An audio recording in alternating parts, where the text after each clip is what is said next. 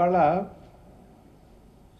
అంటే నువ్వు ఎప్పుడు ఆనందంగా ఉన్నావంటే మనిషి అనేక పర్యాయాలు తన జీవితంలో ఆనందంగా ఉండే క్షణాలు వస్తూ ఉంటాయి.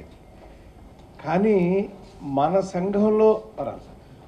సంఘంలో నుంచి ఒక వ్యక్తి, ఒక రచయిత ఒక అత్యున్నతమైనటువంటి స్థానాన్ని సంపాదించినటువంటి ఈ సమయంలో మన దగ్గర ఉన్నటువంటి దాదాపు 1500 మంది సభ్యులే కాకుండా 20,000 మంది కార్మికులు, లక్షల కోట్లాది మంది ప్రేక్షకులు సంతోషించేటువంటి సంఘటన మన సిరివెన్నెల గారికి పద్మశ్రీ గారు.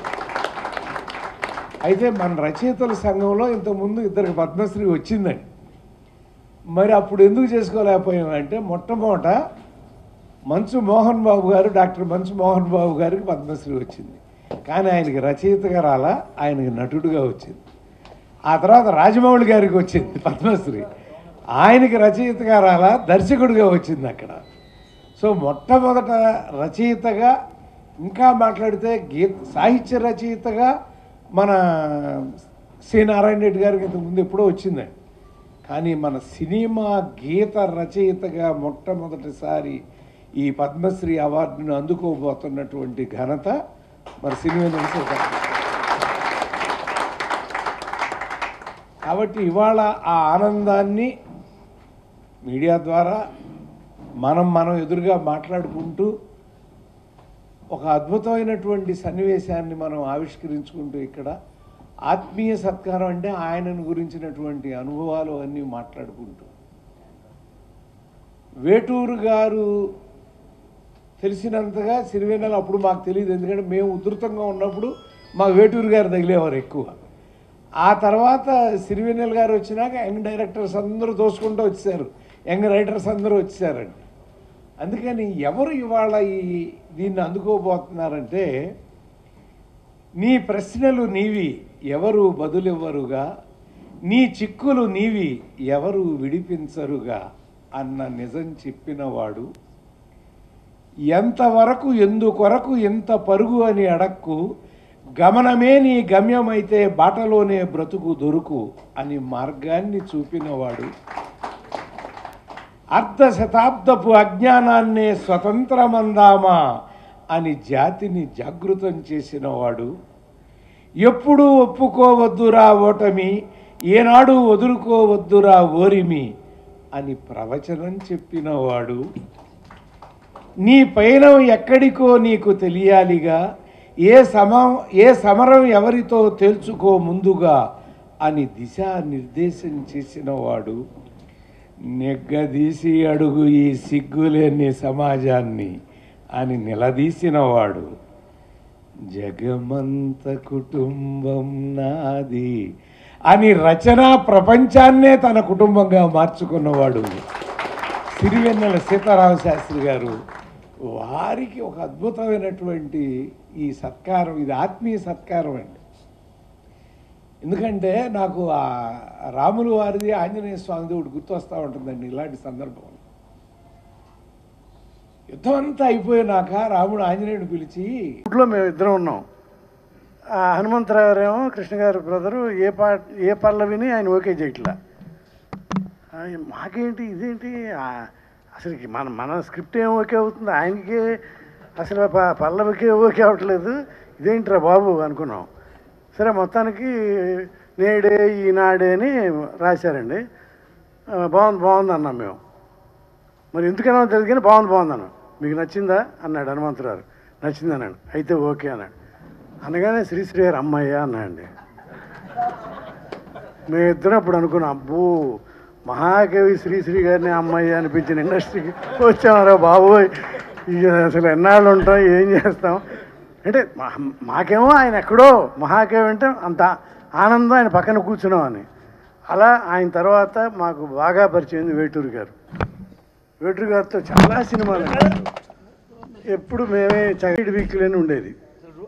దాంట్లో the sub continent is burning అని ఉంటే దాన్ని ఊరినే మేము భరతఖండం భగ్గమంటుంది అని అనగానే ఆయన ఏ సినిమాది శోభన్ బాబు గారిది భరతఖండం భగ్గమంటుంది భారతీయత బుగ్గి అవుతుందని గౌరవ రాసి పాట. సీతారామ శాస్త్రి గారు అండి. ఈయన నటుడు, చాలా సినిమాలు చూశారు, కానీ మా సినిమాలు కూడా యాక్ట్ చేసేయండి ఆయన. మనసంతా నువ్వేలు చాలా అత్యద్భుతమైన క్యారెక్టరు. ప్రేమ గురించి అసలు ప్రేమికులు ఎలా ఉండాలి, కవ్వింపులు అనే ఆయన డైలాగులు చాలా అత్యద్భుతంగా ఉంటాయి. ఆయన ఎన్నో పాటలు, చాలా పాటలు రాశారు మా సినిమాల్లో. నాకు బాగా నచ్చింది, ఎందుకంటే పల్లవితో ఎండ్ చేయాలనుకున్నా కనుక చెప్పేస్తున్నా. మహాత్మా అనే సినిమా అండి. దాంట్లో గాంధీ, ఇందిరమ్మ ఇంటి పేరు కాదురా గాంధీ అంటే, కరెన్సీ నోటు మీదో ఇలా రోడ్డు మీదో ఉన్న బొమ్మ కాదురా గాంధీ అంటే అని రాశాడండి. అత్యద్భుతం. సెన్సార్లో ఇందిరమ్మ అనేది తీశారు. ఏదో ఎవరిదో ఇంటి పేరు కాదురా అనేసరికి ఆ మొత్తం స్పిరిటే పోయింది అప్పుడు. అంటే మహాత్మా సెన్సార్ అయ్యే టైంకి నాకు చాలా ఇష్టం గురువుగారు. మరి మీరు అంత గొప్ప రచయిత. నాకు చాలా పాటలు బాగున్నా, అత్యద్భుతమైన పాటలు ఎన్నో చూసాం. అబ్బా ఇది మీరేనా అనుకుంటున్నాం. మా ఒక సంస్థ ఉంది మాకు, ఎంఎస్ రాజు గారు, వాళ్ళు లీడ్ అయిన మద్రాసులో ఉన్నారంట. మేము రచయితలు, ఆయన పాటలు అంతే అన్ని సినిమాలకండి. ఇందాక వర్షం, నువ్వు వస్తానంటే నేను వద్దంటాను, అవన్నీ వచ్చినాయి. మనసంతనవి కూడా ఆయన తీసిన సినిమాయే. అలా ఎన్నో సినిమాలకు మేము అసోసియేట్ అయ్యి, ఆయన పక్కన మేము కూడా శ్రీశ్రీ గారి పక్కన కూర్చునేప్పుడు ఎంత గర్వంగా ఫీల్ అయ్యామో. ఇలాంటి గొప్ప రచయిత పక్కన మేము కూడా రచయితలుగా ఉన్నందుకు మేము చాలా గర్వపడుతున్నాం సార్.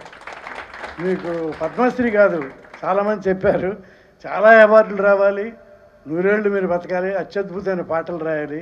ఆ భగవంతుడు మీకు, మీ దంపతులందరికీ ఆయురారోగ్య ఐశ్వర్యాలు ఇవ్వాలని మనసారా కోరుకుంటున్నాను. Thank you. ఆపేసినందుకు ఇచ్చినారనుకున్నాను. అంటే నువ్వు ఎప్పుడు ఆనందంగా ఉన్నావంటే, మనిషి అనేక పర్యాయాలు తన జీవితంలో ఆనందంగా ఉండే క్షణాలు వస్తూ ఉంటాయి. కానీ మన